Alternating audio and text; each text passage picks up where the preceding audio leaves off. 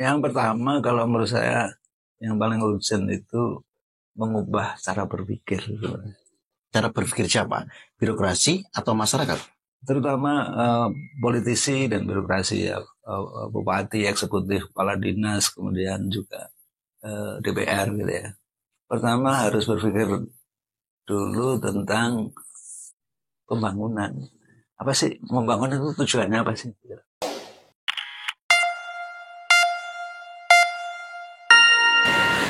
Assalamualaikum warahmatullahi wabarakatuh. Ya, halo Sobat Citra dan Sobat Purnama Sidi dimanapun berada. Hari ini luar biasa banget Dea ya. Iya betul.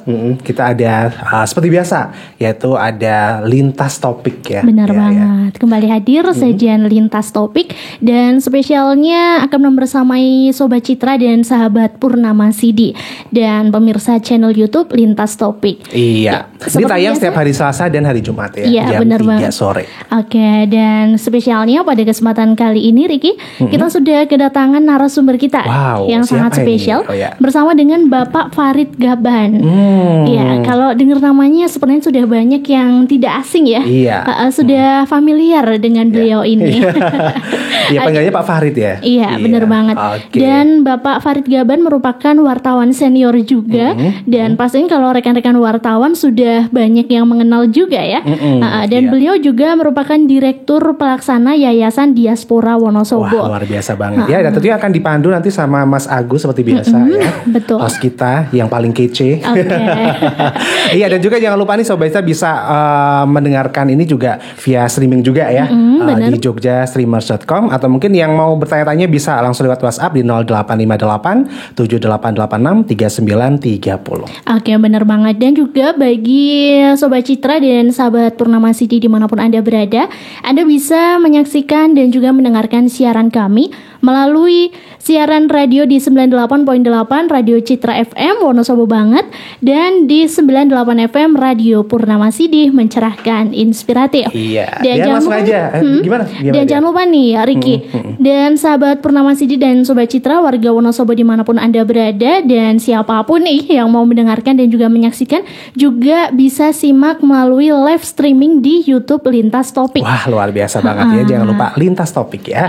Oke, langsung aja dia, nggak usah lama-lama ya. Kita udah nggak sabar pengen mengikuti langsung nih pembicaraan kita hari ini ya. Oke.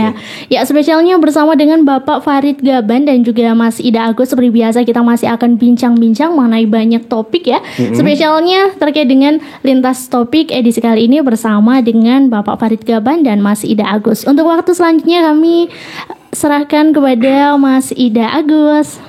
Oke, terima kasih Dea dan Riki ya, Sobat Citra serta sahabat Purnama Sidi dan pemirsa channel YouTube Lintas Topik. Kita ketemu lagi di bincang-bincang podcast pada siang hari ini, dan narasumber yang akan kita hadirkan ini luar biasa banget. Saya agak speechless sebetulnya ya kan, karena beliau ini sebetulnya menjadi mentor.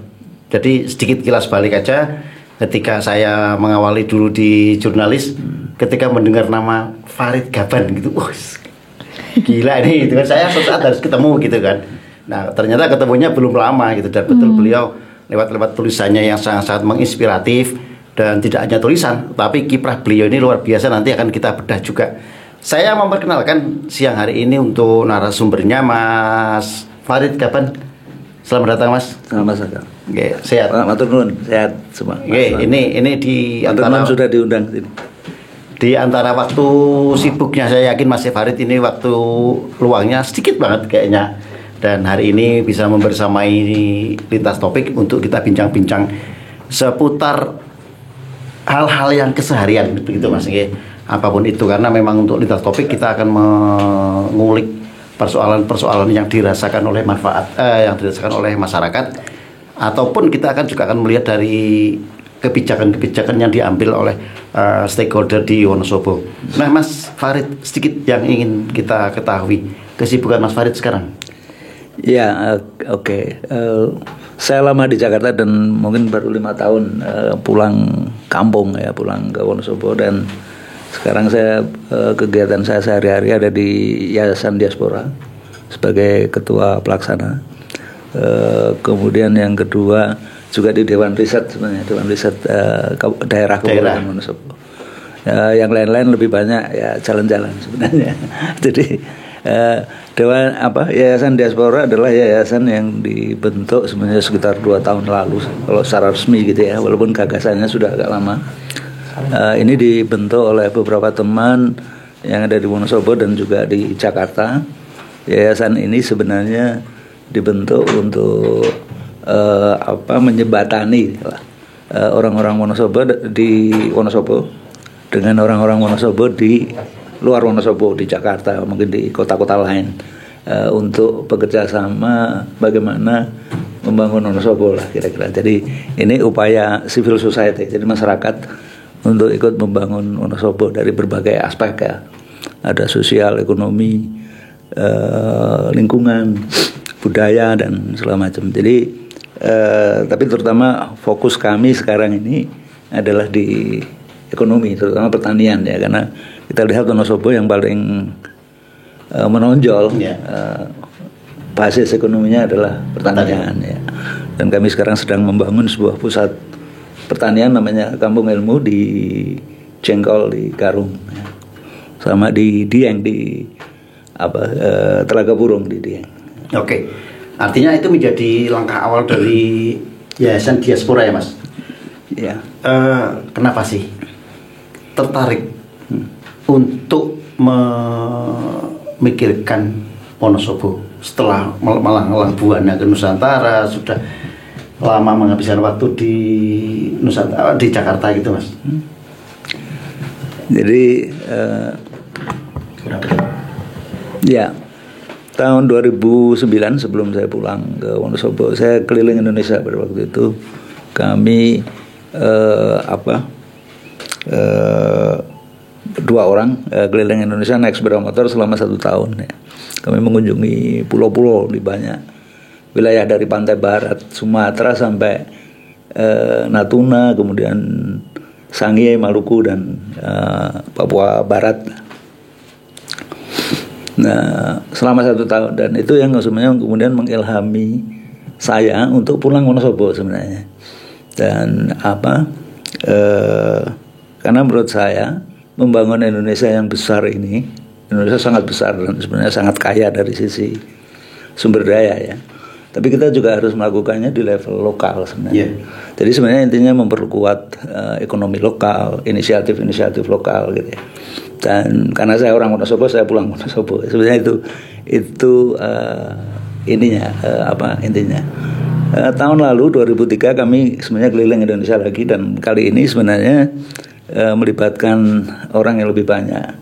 Kebetulan saya sama teman saya namanya Dandi Laksono, dia sutradara Watchdog Indonesia Biru itu dulu ya. Indonesia Biru, dan dia yang bikin film The Typhoon ya kemarin.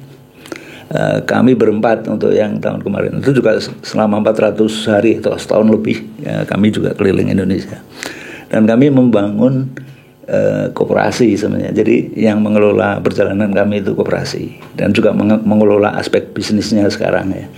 Dan itu juga anak-anak Wonosobo yang mengelola itu, dan markasnya di Wonosobo. Jadi kami menganggap bahwa sebenarnya membangun lokal seperti Wonosobo itu menjadi penting, walaupun mungkin pikiran kita lebih besar ya. Kita tentu saja ingin Indonesia yang lebih luas ini lebih baik gitu ya, tapi menurut saya itu harus dibangun di level lokal, jadi tingkat seperti di Wonosobo lah. Artinya memperkuat aspek-aspek lokalitas sebelum nanti mengglobal gitu. Nah, Mas, tahan dulu Mas. Saya tertarik nih ketika Mas Farid sudah melanglang buana ke pelosok Indonesia. Tentunya banyak banget hal-hal baru, pemahaman mungkin yang selama ini mungkin belum diketahui, tapi ketika Mas Farid ke lokasi itu jadi paham, oh ini ternyata bagus nih, bisa adopsikan di Wonosobo. Menurut Mas Farid sekarang melihat Wonosobo itu seperti apa sih? Saya sebenarnya melihat Wonosobo seperti miniatur Indonesia sebenarnya. Dari sisi biodiversity alam minus laut ya, kita Wonosobo nggak punya laut ya. Tapi kalau dari sisi daratan, kita ini punya ketinggian yang sangat begitu beragam ya, dari Wadas Lintang, Kaliwiro itu kan sekitar 200-300 meter gitu. Naik sampai Selomerto 700-600. Kemudian di Sigedang itu sudah mulai sampai 1000, di atas 1000. Sampai ke Sembungan sebenarnya 2000. Nah, ketinggian yang beragam ini sebenarnya menawarkan tanaman yang sangat beragam, biodiversity. Jadi Wonosobo itu kaya dengan biodiversity karena ketinggiannya yang sangat beragam. Dan Indonesia, kalau menurut saya ciri Indonesia yang paling kuat itu adalah biodiversity atau keragaman hayati. Keragaman hayati. Jadi kita punya flora fauna yang begitu beragam. Indonesia adalah negeri yang sering disebut sebagai mega diversity. Jadi negeri dengan keragaman hayati yang paling kaya di dunia. Kita kalau di daratan tuh cuma kalah dari Brasil ya. Tapi Brasil tidak punya laut seluas kita. Indonesia kan punya laut, 2/3 wilayah kita itu laut ya. Saya tahu itu karena saya menyelam juga. Jadi saya membuat fotografi bawah laut dan macam. Jadi kalau darat dan laut digabung, kekayaan keragaman hayati kita itu yang paling kaya di dunia ya. Dan Wonosobo menurut saya miniatur dari itu ya. Itu sebabnya di situ kadang-kadang muncul paradoks ya, atau satu ironi ya. Indonesia ini negeri yang dari sisi sumber daya sangat kaya gitu. Tapi kita kan negara miskin ya. Kita merasa kaya karena banyak utang ya. Negara ini banyak utang. Jadi itu juga hampir sama dengan Wonosobo kan. Wonosobo itu sebenarnya punya resources atau sumber daya yang begitu bagus. Tapi Wonosobo kan kalau di Jawa Tengah ini kan papan bawah ya. 34 atau 35 gitu kan. Ya, dari sisi pendapatan per kapita, dari sisi indeks pembangunan manusia kita paling bawah. Jadi itu yang membuat mirip menurut saya antara Wonosobo dan Indonesia. Jadi kalau kita mau bandingkan secara itu, jadi daerah atau tempat yang punya sumber daya yang begitu bagus, tapi belum dikelola secara maksimal. Nah ini saya tertarik dan kayaknya udah masuk nih, udah masuk juga kan, Mas. Keberagaman di Wonosobo mulai dari kalau tadi dari elevasi ya, mulai pada Selintang dengan MDPL yang rendah sampai ke Sembungan dengan desa tertinggi dan tentunya memiliki ciri khas masing-masing baik dari vegetasi maupun hal-hal yang lain. Tapi ironinya, kenapa Wonosobo masih terjebak pada status daerah miskin di Jawa Tengah? Menurut Mas Farid apa nih kesalahan di mana? Ini juga sebenarnya tidak khas Wonosobo ya. Ini saya melihat ini juga problem di banyak tempat di Indonesia. Jadi basis kita itu kan pertaniannya. Juga di Indonesia ini secara keseluruhan walaupun pertanian itu sumbangan terhadap ekonomi atau PDB-nya itu sekarang sekitar 25% gitu ya. Tapi masih menyerap tenaga kerja yang paling besar ya. Pertanian kemudian perikanan laut seperti nelayan itu paling banyak. Tapi juga kita bisa melihat ekonomi petani dan nelayan itu hampir di seluruh Indonesia itu biasanya justru pedesaan pertanian dan juga perikanan atau kampung-kampung nelayan itu kampung-kampung yang paling miskin. Iya, miskin gitu kan. Ya. Jadi itu sama. Jadi daerah-daerah yang menjadi pusat dari pertanian biasanya menjadi daerah miskin dan itulah yang saya sebut sebagai ironi ya. Kalau kita mau membenahi itu, maksud saya mau mensejahterakan masyarakat karena sumber basis ekonominya adalah pertanian ya, kita harus memperbaiki pertanian. Dan menurut saya inilah yang juga menjadi concern kami, kebetulan kami juga di Yayasan Diaspora, kami harus membangun pertanian dengan lebih baik gitu. Tidak hanya dari sisi budidaya, tapi juga dari sisi manajemen, dari sisi aspek bisnisnya gitu ya. Salah satu kelemahan yang saya lihat dari ekonomi kita, pertanian dan perikanan rakyat, petani dan nelayan, kelemahan utamanya adalah mereka tidak punya organisasi. Mereka bekerja sendiri-sendiri. Memang kita mengenal ada yang disebut sebagai Gapoktan, gabungan kelompok tani ya. Ya, kelompok tani dan macam. Tapi mereka tidak bekerja dalam kelompok, mereka sendiri-sendiri. Biasanya dapat bantuan kemudian bekerja sendiri-sendiri. Ya. Artinya sebenarnya mereka nggak punya organisasi. Itu sebabnya petani, nelayan selalu dalam posisi yang lemah, tidak punya kapasitas atau kekuatan untuk negosiasi. Itu sebabnya mereka selalu menjadi korban dari ada tengkulak, ada rentenir, dan juga kebijakan pemerintah yang tidak berpihak ya. Seperti misalnya kebijakan impor pangan itu menunjukkan posisi petani secara politik itu sangat lemah gitu. Dan mereka nggak punya daya untuk melawan itu karena mereka nggak punya organisasi. Makanya salah satu yang kami pikirkan itu adalah membangun organisasi petani lewat model koperasi. Walaupun kita harus melihat koperasi yang benar karena banyak sekali koperasi di Indonesia. Di Indonesia itu ada 200.000 lebih unit koperasi, tapi menurut teman saya yang ahli koperasi mungkin cuma 10% yang benar-benar koperasi. Yang lain-lain sebenarnya koperasi yang bukan koperasi karena tidak dijalankan sesuai dengan prinsip-prinsip koperasi. Nah, ironisnya begini juga ya, ketika resources yang dimiliki Wonosobo ini begitu berlimpah, kalau misalnya memang dikelola, tapi dari tahun ke tahun kan progres itu belum terlihat, kalaupun ada mungkin baru sedikit, Mas.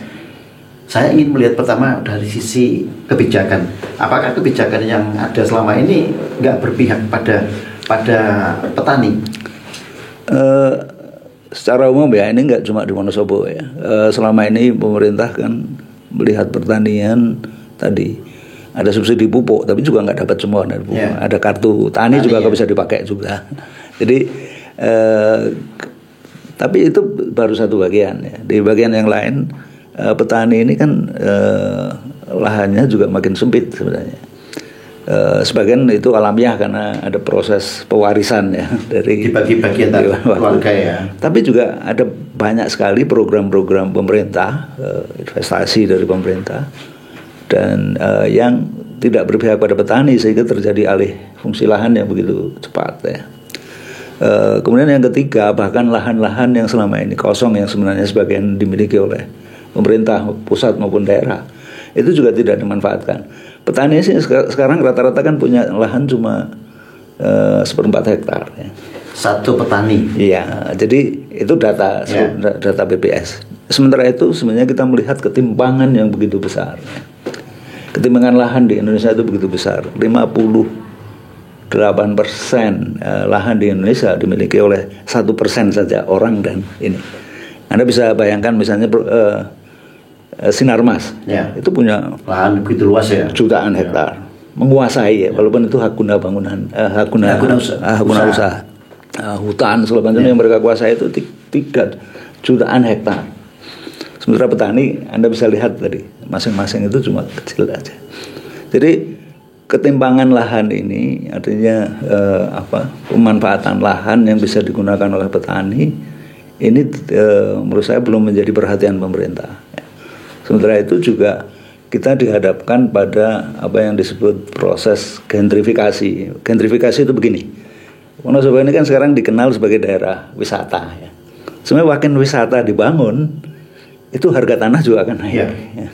Dan itu biasanya juga terjadi kapitalisasi tanah ya. Tanah akan dikuasai oleh banyak orang yang punya duit, dan biasanya orang yang punya duit bukan orang Wonosobo gitu.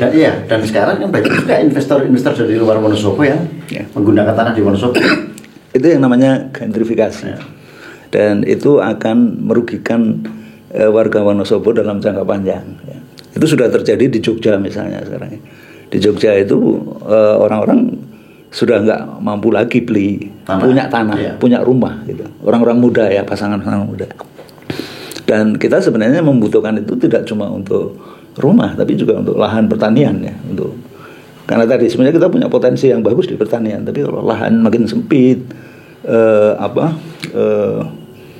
orang kalau pun nyewa mungkin mahal gitu. Atau lahan yang dimiliki oleh orang di luar Wonosobo yang nggak diurus, tapi juga kita nggak bisa pakai gitu, kan ada banyak sekali ya, misalnya lahan-lahan di pedesaan di kampung itu dimiliki oleh orang Jakarta, orang luar Wonosobo. Tapi nganggur ya. Dan kita nggak bisa memanfaatkan itu secara optimal. Kemudian yang lain adalah kerusakan alam sebenarnya. Jadi kemunduran yang disebabkan oleh kerusakan alam. Sebagian karena problem pertanian sendiri ya. Seperti sudah banyak dibahas sebenarnya. Kita ini menjadi korban apa yang disebut sebagai revolusi hijau. Revolusi hijau itu tahun 70-an 80-an ya. Orde Baru ya. Jadi pemakaian pupuk kimia, pestisida, kemudian hibrida, bibit-bibit hibrida itu segala macam. Itu secara jangka panjang justru membuat kita mundur. Sekarang ini padi aja, kita mungkin sebagian besar cuma menanam 1 atau 2 jenis varietas padi. IR64 itu yang paling populer ya. Padahal kita punya paling favorit sekarang itu kan. Padahal kita punya puluhan jenis varietas ya.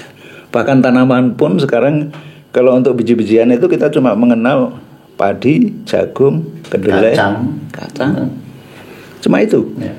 Padahal kita punya sebenarnya ada cantel, ada kemudian umbi-umbian juga kita mengenal, ada talas, ada gembili, ada ini. Kita sudah lupa. Menurut saya itu yang resources yang kita harus gali lagi, kemudian kita kembangkan, termasuk tidak cuma menanamnya, tapi pengolahannya. Nah, Mas, saya melihat begini. Bicara pertanian, artinya ada stigma bahwa pertanian itu ya profesi yang kurang bergengsi, apalagi anak-anak sekarang gitu kan. Terus tidak menjanjikan kekayaan lah dalam prakteknya. Imbasnya ada semacam gap SDM. Nah, seberapa besar nih ketika SDM-nya juga tidak memenuhi, terus ada hal-hal yang ingin dicapai seperti Mas Farid tadi. Bagaimana sebetulnya nanti pertanian itu bisa mendapatkan hasil yang bagus, mensejahterakan, tapi juga tidak menjadi profesi yang ditinggalkan. Jadi yang sebenarnya kita perlu bangun tadi, dan juga mengubah persepsi atau mengubah citra ya. Orang sekarang melihat pertanian atau petani itu sekedar cuma mencangkul dan menanam ya. Sebenarnya pertanian itu sangat luas ya. Di situ juga ada perdagangannya sendiri, ada manajemen pertanian, ada pengolahan. Kalau kita masuk ke industri pengolahan, bahkan itu jauh akan lebih menguntungkan petani. Jadi petani nggak akan bisa dapat atau sejahtera hanya dari tanamannya. Dia bisa lebih sejahtera kalau bisa mendapatkan nilai tambah dari pengolahan. Ya misalnya singkong diolah jadi mokaf. Ya. Sekarang juga mulai banyak dipakai dan itu bisa juga ekspor ya. Atau kentang misalnya, kentang juga bisa dibikin untuk padi kentang ya, itu juga harganya lebih mahal. Atau yang hanya sedikit diolah aja menjadi frozen potatoes gitu ya. Itu juga sudah punya nilai tambah yang besar. Jadi menurut saya pertanian kita harus arahkan juga sampai ke pengolahan. Jadi tidak hanya cuma budidaya. Dari situ potensi ekonominya menurut saya lebih besar. Dan kalau kita bisa menunjukkan itu, bahwa penghasilan pertanian bisa besar, karena tadi tidak cuma budidaya tapi juga pengolahan, kita lebih potensial untuk menarik anak-anak muda. Dan juga tadi mengubah mindset ya. Kalau menurut saya pertanian itu sebenarnya sangat seksi sebagai ilmu pengetahuan. Saya nggak tahu kenapa di universitas itu citranya menjadi buruk gitu ya. Kalau sarjana pertanian jarang masuk teknologi kan. Ya. Karena di pertanian tuh ada ilmu-ilmu yang menurut saya sangat keren ya. Botani misalnya, botani itu tentang ilmu tanaman.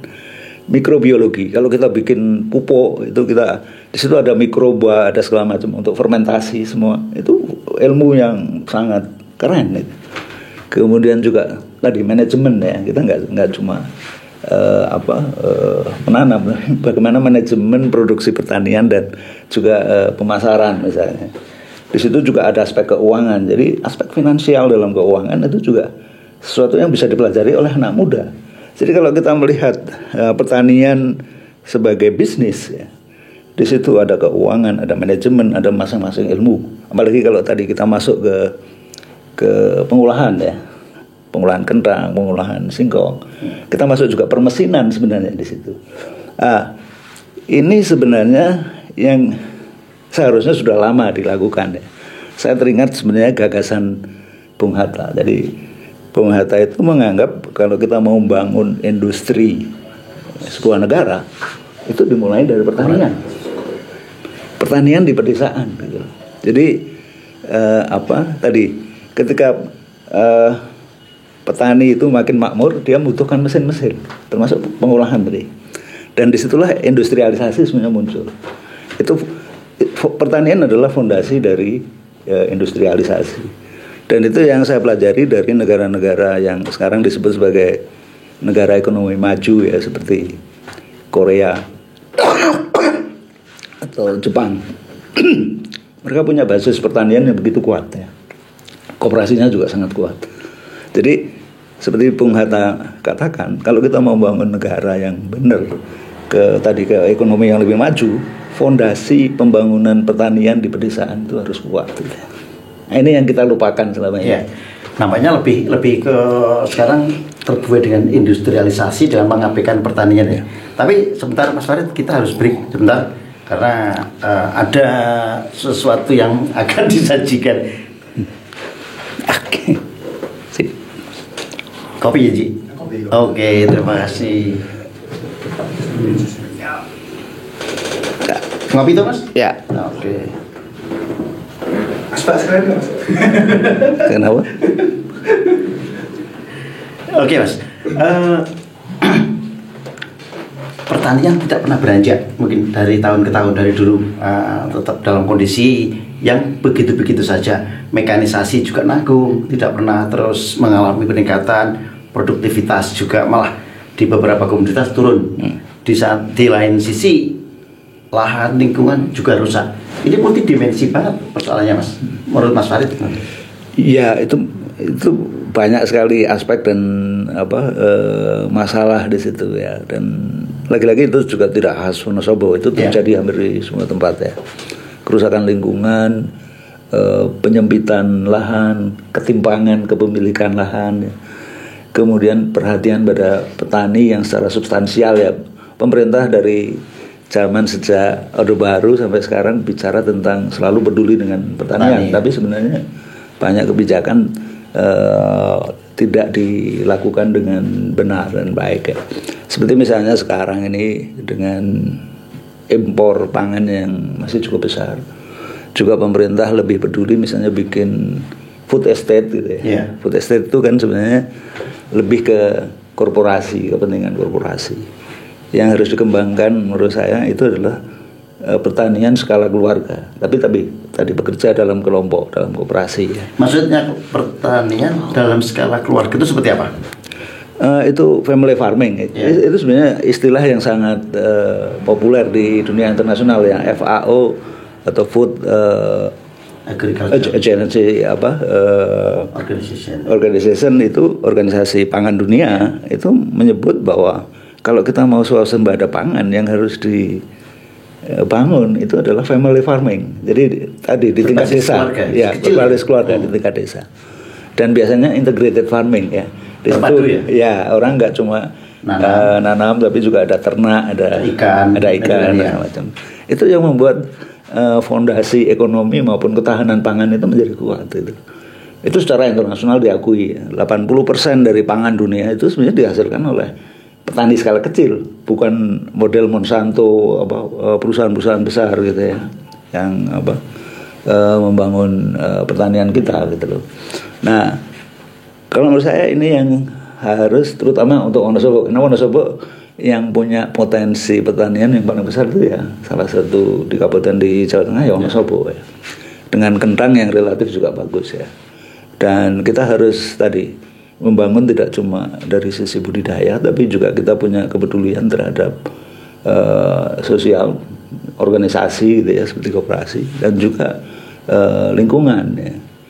Kita sekarang ini perubahan lingkungan, perubahan iklim dan perubahan iklim lokal juga ya.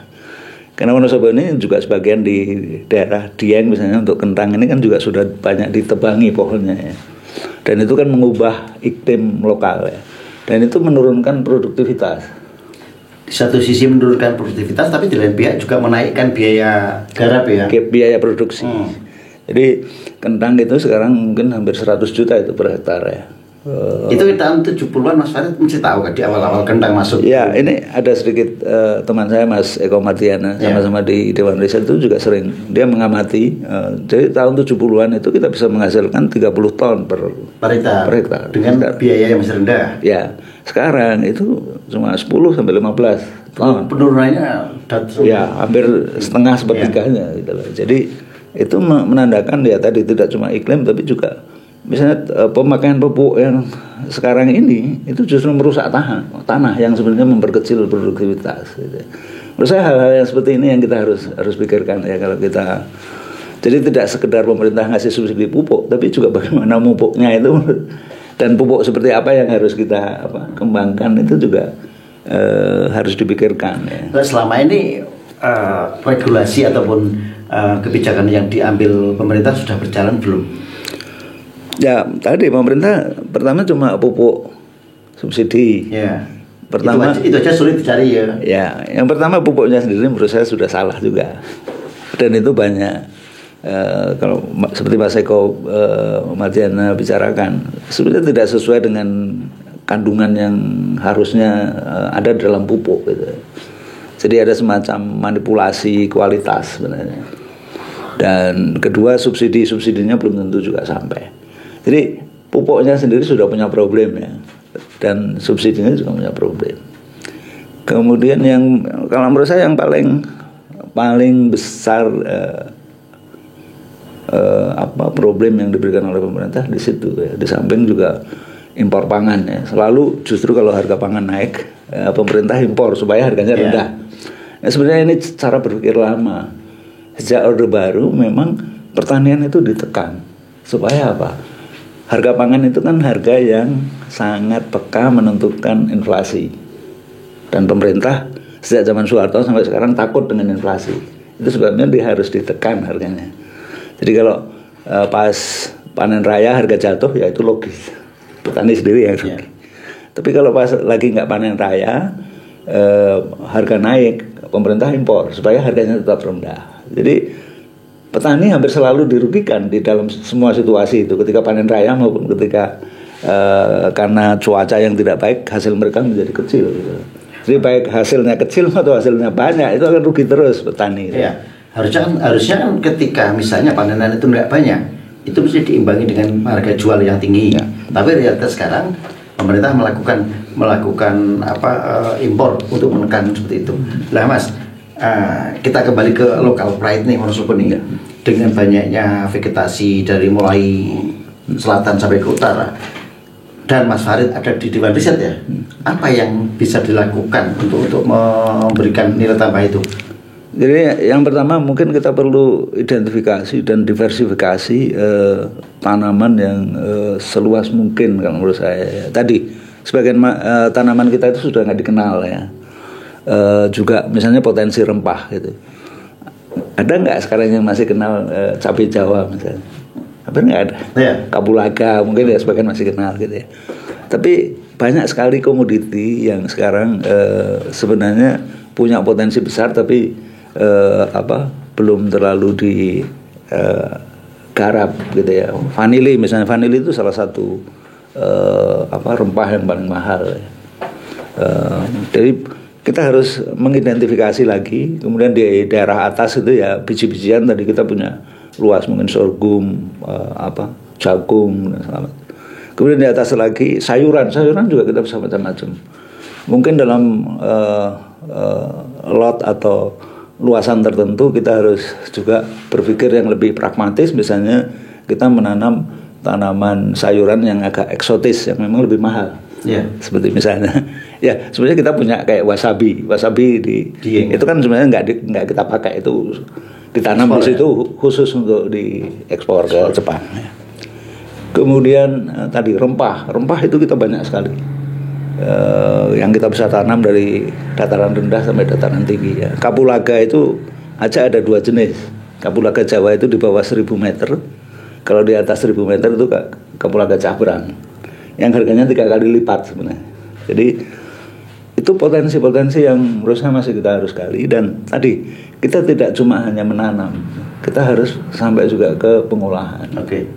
Nah, ketika banyak sekali inventarisasi barang-barang seperti tadi, komunitas-komunitas seperti itu yang saya yakin mungkin Pemda juga tahu, tapi kenapa tidak dilakukan gitu loh Mas? Ada gap kalau menurut saya tadi antara apa yang kita tahu tadi dengan apa yang kita lakukan di lapangan. Dan dasarnya nggak sama gitu ya. Iya. Jadi saya melihat petani ini memang harus dibantu, bukan bukan melulu hanya soal subsidi atau soal uang, tapi dibantu membangun organisasi, dibantu membangun. Kalau mereka punya organisasi, mereka akan belajar sendiri sebenarnya. Belajar tidak cuma budidaya, tapi juga belajar tentang tadi diversifikasi komoditas, belajar tentang manajemen, belajar tentang pengolahan, belajar tentang bagaimana pemasaran gitu ya. Jadi kalau menurut saya harus sampai ke situ, dan itu memang diperlukan banyak orang-orang yang ada di lapangan ya. Saya nggak tahu Dinas Pertanian punya penyuluh pertanian, tapi apakah mereka punya pemikiran yang sampai ke situ gitu ya. Dan mungkin dalam beberapa hal saya lebih sering ketemu dengan petani dibanding PL-nya, birokrasinya ya. Nah Mas, tadi Mas Fred bilang bahwa pertanian itu seksi kok, isu seksi gitu kan. Artinya sebetulnya kalau itu diolah bisa menjadi sebuah situasi yang menguntungkan bagi semua pihak, baik keluarganya, keluarga petani, pedagang, maupun pihak-pihak lain. Dan dibutuhkan leader yang memiliki visi. Nah ini berkaitan nih, mumpung nih sekarang kita mau pilkada nih, artinya sebetulnya kita butuh leader seperti apa sih yang berkaitan dengan yang jenengan sampaikan tadi? Sebenarnya siapapun yang jadi ya, yang calon atau ini yang untuk Bupati Wonosobo itu pertama-tama dia mesti memahami sebenarnya apa sih sebenarnya Wonosobo. Seperti tadi ya, potensi ekonominya, budayanya, kemudian problem-problemnya gitu ya. Dan tadi kalau menurut saya Bupati Wonosobo harus paham dan memprioritaskan pertanian. Memang disebut dalam rancangan pemerintah itu kan memang pertanian sama pariwisata ya. Tapi saya melihat pariwisata itu bonus saja sebenarnya. Kalau pertaniannya nggak dibangun, wisatanya juga nanti akan melemah. Malah kita akan problem besar ketika wisatanya terlalu banyak, akhirnya merugikan kita sendiri. Jadi pertanian yang harus menjadi fokus dari pertanian. Jadi siapapun yang memimpin Wonosobo menurut saya pertanian itu. Dan sebenarnya nggak perlu harus tadi terlalu daki-daki sebenarnya untuk membangun pertanian. Tadi bagaimana memperbanyak orang yang di lapangan yang bisa membantu petani untuk membangun organisasi pertanian yang sehat ya. Betul-betul peduli dengan apa kebutuhan mereka ya. Karena pemerintah ini sebenarnya kadang-kadang punya banyak bantuan traktor contohnya. Tapi tidak sesuai dengan apa yang dibutuhkan. Jadi harus kembali. Jadi jangan melihat pertanian hanya sekedar project gitu. Hanya sekedar sebagai objek dari bantuan atau apa, tapi juga betul-betul berpikir tentang pertanian secara lebih menyeluruh. Tadi juga mendorong industri pengolahan ya. Kemudian tadi lingkungan, memperbaiki lingkungan ya. Salah satunya sebenarnya energi misalnya. Misalnya di desa-desa ini kan kalau kita ke pengolahan misalnya ada penepungan, pengeringan, bagaimana fermentasi, semua kan perlu energi ya. Dan Wonosobo menurut saya karena tadi ketinggiannya begitu beragam dari 2000 sampai 200, Wonosobo itu sumber energi. Sumber energi apa? Energi terbarukan, air gitu. Mikro dan pikohidro. Kita nggak usah bendungan yang besar lah, bendungan yang kecil di tiap desa. Itu sudah akan bisa untuk penggilingan, untuk membuat tepung, untuk pemanasan ya, ada beberapa yang harus dipanaskan, harus ditepung, harus diproses gitu, digiling dan segala macam. Nah, energi pedesaan itu kita punya. Wonosobo itu lumbung energi menurut saya. Secara resis melimpah ya, tapi itu belum pernah dilakukan. Sungai kecil yang cuma 2 meter aja itu kita bisa menghasilkan 3-5 megawatt gitu loh. Sungai-sungai kecil gitu ya. Dan ada kebutuhan itu di desa jelas ya. Kebutuhan untuk bagaimana membuat instalasi pengeringan, bahkan juga misalnya untuk freezer ya. Freezer kan perlu listrik juga. Dan itu artinya energi ya. Dan itu investasi yang sebenarnya nggak mahal, investasi yang relatif kecil. Dan karena petani pun kalau dibangun tadi dengan kelompok, sebagai bekerja dalam kelompok sebagai koperasi, semacam koperasi, itu juga bisa melakukan itu. Saya mungkin masih mau kasih contoh sedikit. Bisakah petani membangun satu organisasi gitu ya? Saya kebetulan ketika keliling itu saya mampir di Sintang, itu Kalimantan, Kalimantan Barat ya. Di sana ada koperasi tani namanya Kelingkumang. Anggotanya 200.000 orang. Berapa? 200.000. Itu satu kabupaten? Itu 2 kabupaten lah, Sintang, Skado gitu. Tapi itu sendiri artinya sepertiga penduduk Wonosobo itu anggota koperasi, itu petani ya. Nah, mereka bisa membangun sistem perbankan sendiri. Artinya simpan pinjam yang betul-betul dikelola oleh koperasi. Banyak simpan pinjam yang sebenarnya tidak sesuai dengan koperasi ya. Tapi yang tadi betul-betul membantu anggota ya, dan dimiliki oleh anggota. Jadi koperasi simpan pinjam yang benar itu dimiliki oleh anggota. Kalau cuma nasabah itu artinya bukan koperasi ya. Dan mereka punya aset yang 1,5 triliun lebih gitu ya. Dan itu sepertiga dari APBD di Sintang ya. Kemudian mereka punya hotel sendiri, punya SMK, sekolah menengah pertanian. Mereka juga punya laboratorium pertanian untuk siswa. Kemudian Institut Teknologi yang sebagian juga bergerak dalam bidang pertanian. Mereka punya kawasan wisata 100 hektar lebih, hutan primer untuk jadi kawasan wisata gitu ya. Jadi bisa kok petani itu tadi memiliki. Mereka punya jaringan swalayan ya. Kalau di sini Indomaret, Alfamart, di sana nggak ada. Mereka punya sendiri. Iya. Nah, tapi itu kan gagasan besar dan kayaknya mungkin orang mengatakan wah itu butuh biaya besar seperti itu. Dan mungkin juga butuh sebuah political will, Mas. Bagaimana itu bisa dimulai dari langkah kecil? Ya, itu butuh energi, butuh perhatian lebih banyak. Mereka membangun itu 20 tahun gitu ya. Jadi tapi itu sesuatu yang mungkin gitu. Dan itu orang desa. Orang Kalimantan kan kita mengatakan orang pelosok gitu. Orang menyebut IKN aja jin buah anak gitu. Jadi itu jauh dari tadi ada orang-orang juga yang dedicated memang ya. Jadi beberapa pengurus awalnya itu memang ada lulusan ITB, lulusan macam yang mereka orang lokal yang kembali gitu loh. Dan mereka membangun koperasi itu. Jelas juga political will pemerintah yang juga memang memberikan keleluasaan, kalaupun nggak bisa membantu secara konkret, tidak menghalang-halanginya. Nah, itulah sebenarnya yang banyak dibutuhkan. Jadi political will dari pemerintah itu kadang-kadang bukan bantuan, bukan ini, tapi tidak menghalang-halangi aja, tidak merusak cara berpikir, tidak merusak tadi. Kalau menurut saya hanya mengasih bantuan yang kemudian masyarakat dibiarkan begitu saja, bahkan konflik satu dengan yang lain karena bantuan itu. Menurut saya pemerintah justru merusak masyarakat.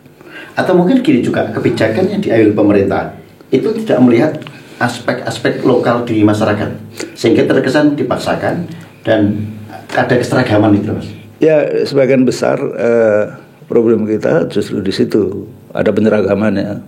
Daerah kadang-kadang memang nggak bisa apa-apa, sebagian karena itu ditentukan oleh misalnya Kementerian Pertanian di pusat, yang daerah nggak bisa apa-apa. Dan itulah yang salah satu yang memang harus kita lawan. Kita lawan dalam arti ide ya, bahwa penyeragaman itu salah. Setelah saya keliling Indonesia, saya makin tahu bahwa kita harus makin lokal sebenarnya. Karena beda-beda itu orang di Nias sama di Aceh sama di Dayak, apalagi di Papua, itu beda-beda semua. Konteks alam, konteks kulturnya juga, semua beda. Ya. Jadi lokal itu menjadi penting gitu. Dan menurut saya, kenapa tiap tadi Anda bicara soal misalnya politik lokal seperti bupati, menurut saya bupati juga harus berani itu merumuskan kebijakan yang lokal gitu. Pandangan Mas Farid selama ini belum ada bupati yang memiliki politik seperti itu. Menurut saya belum terlalu menonjol gitu ya. Jadi memikirkan supaya misalnya tadi kita ini kan sekarang masih berpikir di pusat dan juga itu menular ke daerah-daerah. Kita selalu bicara investasi, apalagi di zaman Jokowi ini, seolah-olah investasi itu menjadi penting. Makanya tadi orang bangun villa, bangun hotel, bangun infrastruktur yang akhirnya menguntungkan juga orang-orang yang investornya punya modal. Itu menurut saya harus mulai dikoreksi itu. Di daerah jangan ngikut gitu aja. Kalau ngikut gitu aja, template artinya judulnya nanti ya. Iya, kita akan sama dengan Bandung, Lembang, akan sama dengan Batu yang kawasannya sudah nggak dimiliki oleh orang lokal, orang luar semua yang memiliki. Dan Dieng kan sudah mulai itu Mas. Itu salah satu ya. Juga dua, misalnya ukuran pembangunan nggak lagi hanya bicara soal pertumbuhan ekonomi. Misalnya di Wonosobo harus berani orang mengatakan, Pak Bupati misalnya mengatakan, ukuran sukses saya itu adalah memperbanyak sumber air. Ya. Karena kan air ini sekarang menjadi faktor penting di masyarakat ya. Kalau kita ke Eropa, ke negara-negara Eropa, kita mungkin nggak terlalu mengamati ya, bahwa di sana itu air itu yang bisa diminum itu gratis ya. Dan ke rumah-rumah. Langsung bisa diminum gratis itu ya. Berarti PDAM nggak ada ya? Iya, ya PDAM di sana itu menyediakan air. Itu teknisnya ya. Kita seperti ndaki itu kan sebenarnya simpel, karena itu yang kebutuhan dasar ya. Kenapa nggak tujuan pembangunan kita salah satunya terpenuhnya kebutuhan dasar? Iya, bukan kita membeli aqua atau galon gitu. Kita di rumah sudah disediakan. Itu ada kearifan lokal juga. Iya, betul. Artinya kita harus membangun lingkungan. Jadi ukurannya adalah bagaimana sumber air mata airnya itu makin banyak, bukan berkurang. Kalau berkurang kita gagal membangun. Tapi kalau sukses membangun itu makin banyak. Artinya apa? Kita akan banyak menanam, akan banyak memperbaiki lingkungan. Juga tadi pertanian yang lebih sehat. Persoalannya gini Mas, bagi sebagian kalangan hal-hal seperti itu nggak seksi, nggak terlihat. Lebih asik ketika ngaspal jalan, infrastruktur. Itulah kenapa sekarang di era-era kampanye ini banyak banget jalan-jalan baru yang diaspal, gitu kan. Dan itu cepat rusak. Kalau menurut Mas Farid, apakah ini sebuah kebijakan yang hanya mengambil hati sesaat atau seperti apa sih? Enggak, Mas, ya itu masyarakat juga kadang-kadang mungkin nggak memahami betul ya. Sebenarnya juga di tingkat nasional kan begitu. Ya, Pak Jokowi ini kan dianggap sukses karena membangun infrastruktur fisik ya. Dan menurut saya ya itu nggak sepenuhnya salah gitu. Tapi kalau menurut saya dibanding infrastruktur jalan tol misalnya, ya kita harus bangun infrastruktur air yang bisa tadi instalasi air yang sampai rumah-rumah atau gas yang sampai rumah-rumah gitu, nggak lagi pakai melon atau apa gitu ya. Jadi itu infrastruktur itu penting, tapi infrastruktur yang mana gitu loh. Jalan tol itu nggak untuk semua orang, bahkan sekarang dijualin untuk swasta gitu. Nah sama juga di lokal ya. Dan saya juga mumpung Wonosobo ini masih kecil ya, kita harus berpikir apa yang disebut transportasi publik. Kalau Jakarta itu, karena saya kebetulan lama di Jakarta sudah terlambat untuk membangun mass transportation ya. Jadi Wonosobo mumpung kita masih kecil, kita mulai berpikir justru mengurangi kendaraan. Kalau kita menambah jalan itu pada dasarnya kita menambah kendaraan pribadi gitu. Enggak, itu penting tetap ya apa. Dan yang harus dibangun itu adalah sistem logistik atau sistem transportasi yang memang untuk masyarakat supaya justru mengurangi memakai kendaraannya sendiri gitu. Kalau konsep angkot bisa nggak? Ya bisa, tapi itu betul-betul harus dikelola dengan benar dan disubsidi. Memang harus disubsidi oleh pemerintah. Ya. Misalnya yang mudah aja, misalnya orang naik angkot itu gratis, sopirnya kasih subsidi oleh negara. Kayak Jaklingko itu. Ya, itu sudah mulai ya.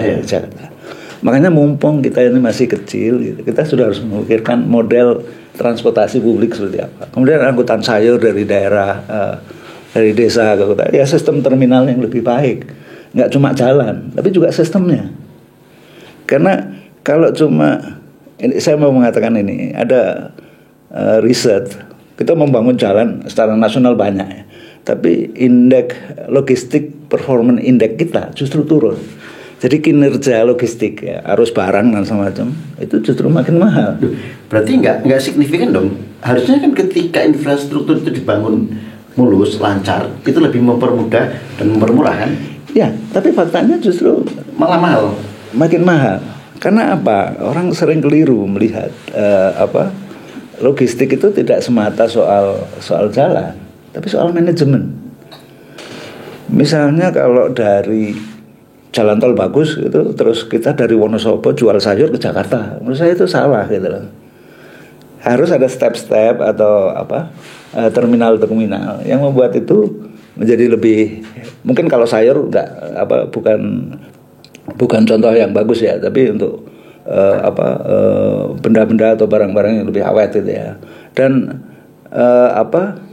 dalam konsep yang benar, pangan itu sebaiknya lokal memang. Jadi kayak sayur dan semacam, kalau dari Wonosobo dijual ke Jakarta itu terlalu jauh gitu. Jadi lokal to lokal, jadi ekonomi lokal. Iya. Saya menginginkan gini loh Mas, ada sebuah impian bagaimana sebetulnya aspek-aspek kayak ketersediaan pakan itu bisa di cover di lingkungan, artinya lokal ya, sehingga petani juga mandiri dan lain-lain. Nah, Mas Farid melihat itu seperti apa? Karena selama ini misalnya di kita ada nih produk singkong.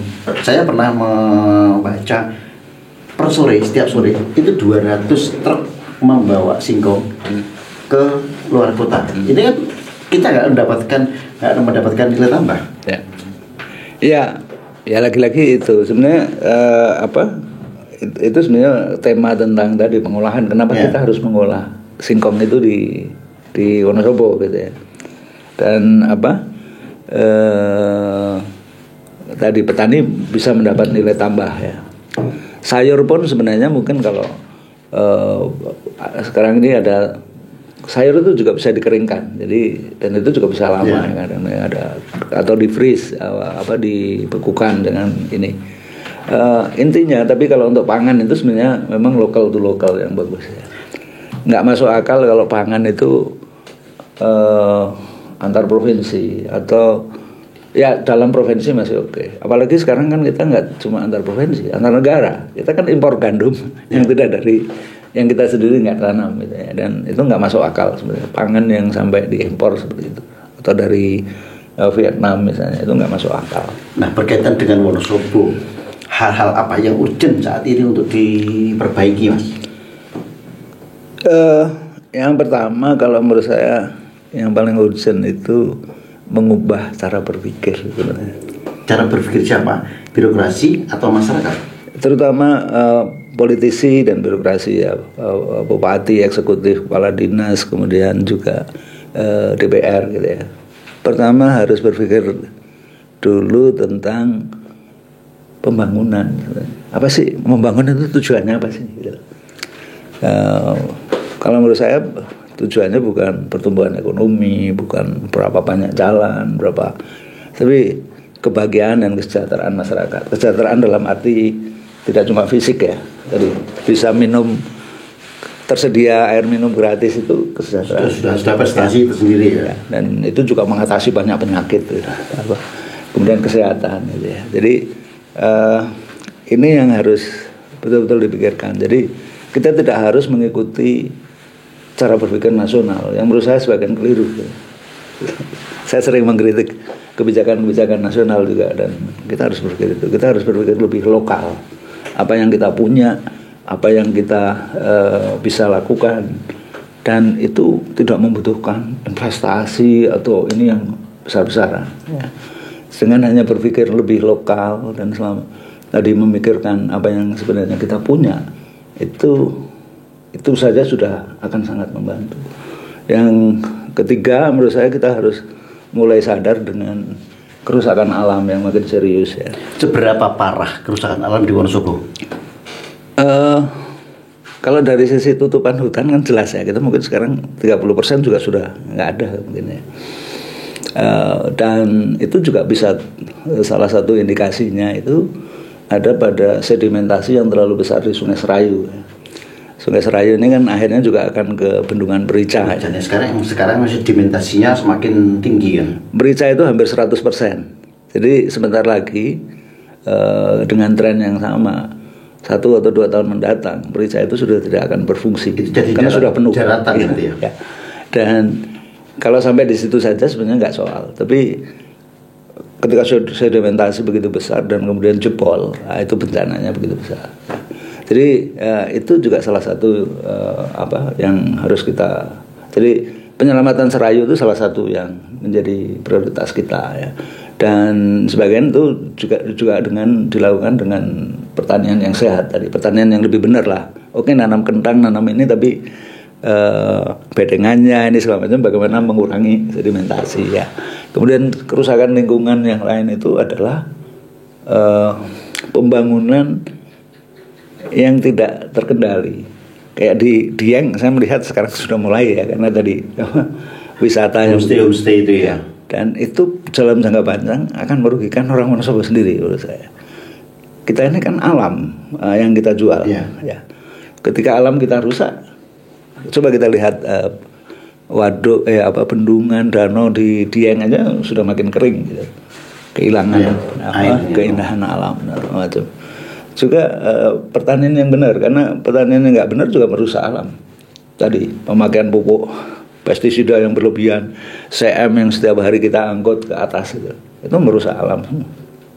Artinya kan gini juga, di satu sisi harus ada edukasi ke masyarakat, tapi di sisi lain pemegang kebijakan juga harus memahami betul sih bagaimana kebijakan.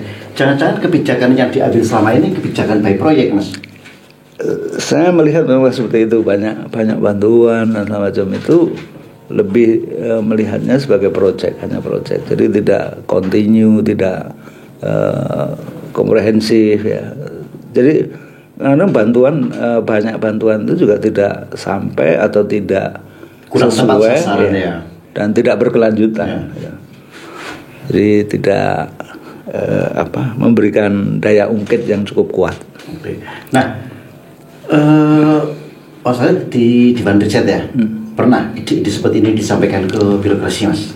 Ya, kami beberapa bikin presentasi ya, tentang kebijakan, dan dalam beberapa kesempatan juga kami sering diundang untuk diajak diskusi ya. Kayak kemarin kita diajak diskusi dengan LH lingkungan hidup untuk misalnya pembangunan kebun raya, dan itu memang salah satu minat saya misalnya tentang biodiversity ya, keragaman hayati. Jadi kita mau bikin taman atau hutan yang koleksi tanaman lokal yang kita coba tanam di situ. Jadi ya kami sering presentasi dan juga kadang-kadang diminta pendapat kami itu. Oke.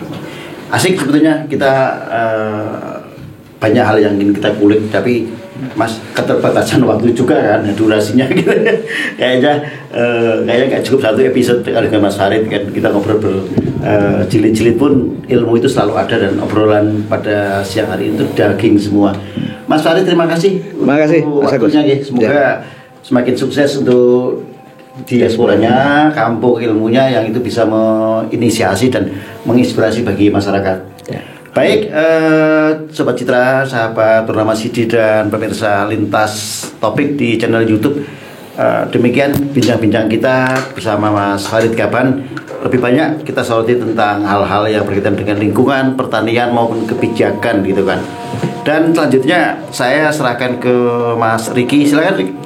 Ya, Sobat Citra dan sahabat Purnama Sidi, luar biasa sekali ya. Demikian Lintas Topik hari ini ya, dengan topik yang tentunya sangat luar biasa ya, bersama Mas Farid Gaban dan juga host kita ya, ada Ida Agus, Sobat Citra ya. Oke, dan terus nantikan untuk Lintas Topik ya setiap hari Selasa dan hari Jumat jam 3 sore. Dan untuk Sobat Citra dan sahabat Purnama Sidi, jangan lupa juga untuk menyaksikan di channel YouTube Lintas Topik, dan juga ada di Citra FM Wonosobo ya. Untuk live streaming ada juga di jogjastreamers.com ya. Demikian ya Sobat Citra, terima kasih untuk Mas Farid, Mas atau Pak ya, Mas aja ya biar makin muda ya. Dan Mas Agus, terus nantikan juga ya untuk Lintas Topik di minggu-minggu selanjutnya. Saya Riki Bibisara pamit. Wassalamualaikum warahmatullahi wabarakatuh. Waalaikumsalam.